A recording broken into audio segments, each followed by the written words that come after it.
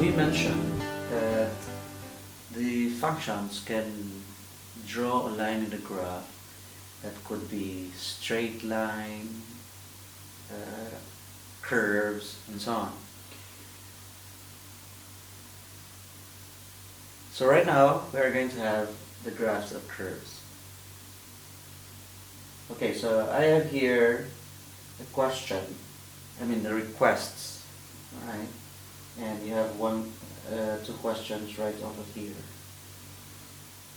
right? So it says find the range of the function y equals x cubed minus 4x.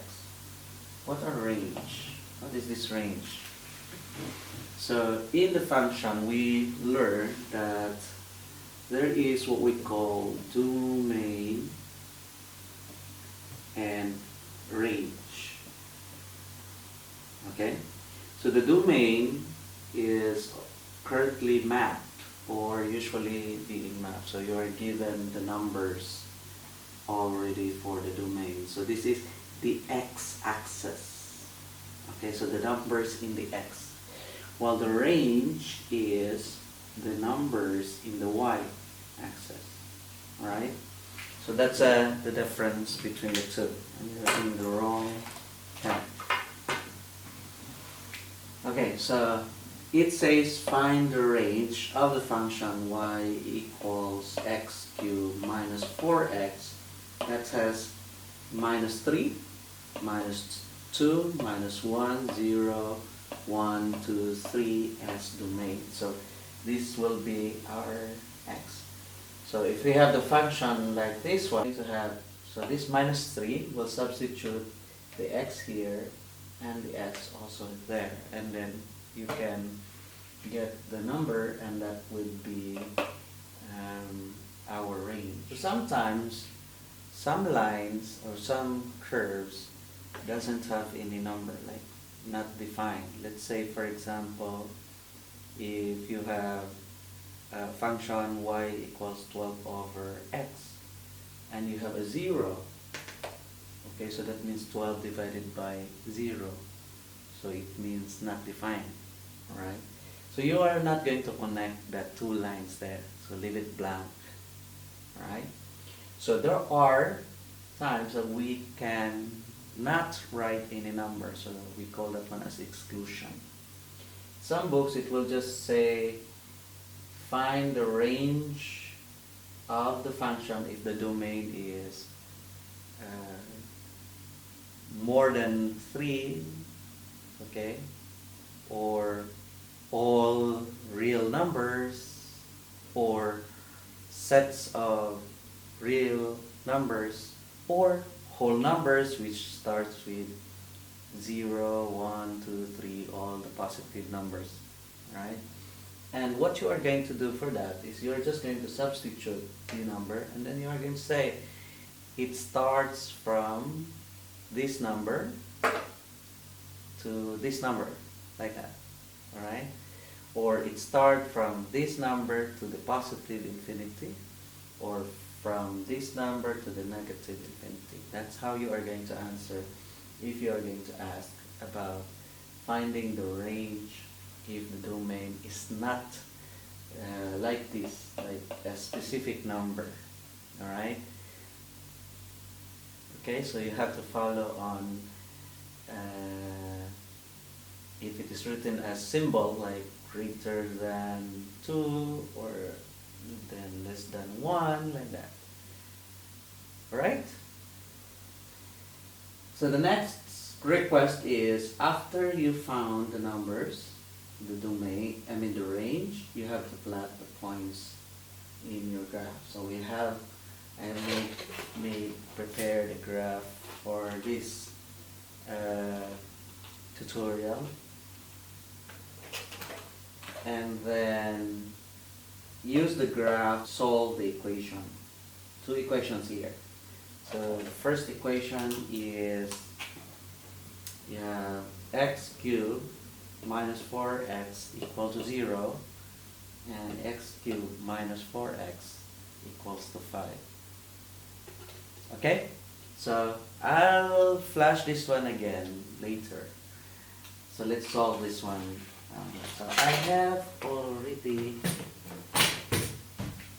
prepared the box. So you are going to make a t-table when you are going to find the number. So again, what did we do here is that to find the range, okay, so it's better to identify this here. So again, this one is called the domain. That's your domain, alright? And this one is your range. Remember this, range. Domain range. Okay. So we substitute this negative 3 to the x. That's negative 3 times negative 3 times negative 3 times minus 4 times negative 3. Okay, so what you're going to have is negative 15. Oh no. Okay? And then what you are going to have is you will be having, if you have negative 2 here, you will have 0. If you have negative 1 here on the x-axis, you have 3. And then if you have 0, of course 0. And then 1, negative 3, and then 2 on those x-axis, you're going to have 0. And then 3 on those x-axis, you have 15 positive. Okay, so if you're going to to look at the numbers here, we'll start with a negative number. It rise up going to the 0, and then going upwards to the 3, number 3 here. Okay, and then going downwards to 0 again, and then back to negative 3 here, and then goes up again to 0, and then 15. Amazing, right? Okay, so let's plot it. So of course, this is our y coordinates, and this is our x-axis abscissa. Right? So we have 3 right over here, and then 15. Oh, I better use a blue pen. Better, right? So 15. And then we have negative 2 and 0. So that's negative 2. And the y is 0. And then we have positive 3, negative 1, and positive 3. So negative 1 and positive 3. Okay, I hope that's too high.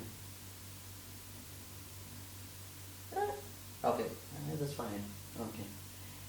Then we have 0 and 0. So of course 0 and 0. And then positive 1 and negative 3. Positive 1 and negative 3. Better put like this one. Right here. See? It's too far. Okay. And then we have 2, positive 2 and 0 again. So positive 2 and 0. So it touches the x-axis 3 times. And then you have 3 on 15. So we'll go like that. And here is your 15. How about 15? Oh, see, that's better. Put it this way. Now what to do next is to make a smooth curve. Why? Because we need to solve that 2 equations, the last question, right? So we need to make it smoother. Alright?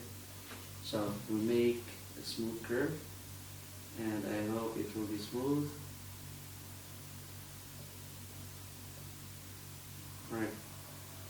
We also discussed this one in our function discussion from the videos that we have, right?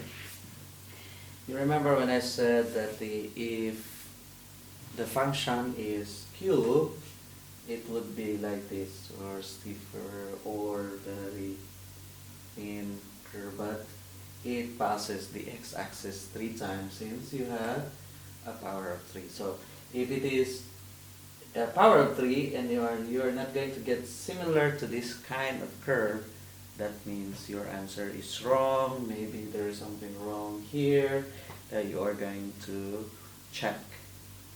If it is squared, how does it look like? It look like that one, right? So it look like that one. So if it is an exponential number, so it cannot go it cannot go touch the x-axis. It will go like skim on the x-axis and then go upwards. That's exponential. Okay, so we have the graphs of curve, the graph of the function. So we name this function as y equals x cubed minus 4x. Good job. Okay. Now we're done with the plotting of the points in our graph. Let's solve this. Okay. Again, it says use the graph to solve the equation x cubed minus 4x equal to 0. Right. So for letter A, we're asked to solve. Use the graph to solve x cubed minus 4x equal to 0. So there should be 3 x's here. x1, x2, x3. Because you said equal to 0. So what does it mean? This means that as the line progresses, it passes the x-axis 3 times. The 0 here refers to your y, right? So this is our y-axis. So if y is 0, right, you trace on that side. Trace on that side. If you will find that the line passes the x-axis, that number is our solution. So this is our x1. 0 is our x2. Then you trace also that line. You have this number here being intersect by our function. The line of our function, that's our x3. So this means you have positive 2, 0, and minus 2. Right? So this is our solution of the function. So this should be 3 because you have x cubed. And it passes the x-axis 3 times. So it means here 0 means the y is 0. So when you go look at the line, there is an intersection of our function, and that number is the solution of it. So it goes with the question on letter B. So on B, you have x cubed minus 4x equal to 5. So find the solution. Okay, so this time, you have only one x. Why? Because we are referring to the y as 5.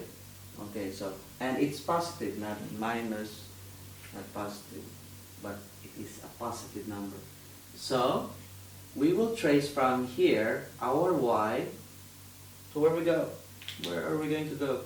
To 5. So this is 1, 2, 3, 4, 5. So we trace it from here. Not the 6, but 5. Alright? and then trace to that line of the function and down below. Okay, so we suppose, yeah, I think equal on both sides. So this is around 2 here, so 2.5, 2.5. So our answer here is x equals 2.5.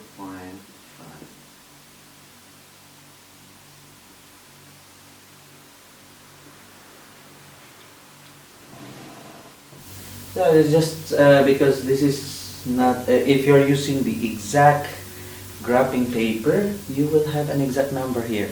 But since I was just drawing this, maybe there is a differences in the gap of the line here.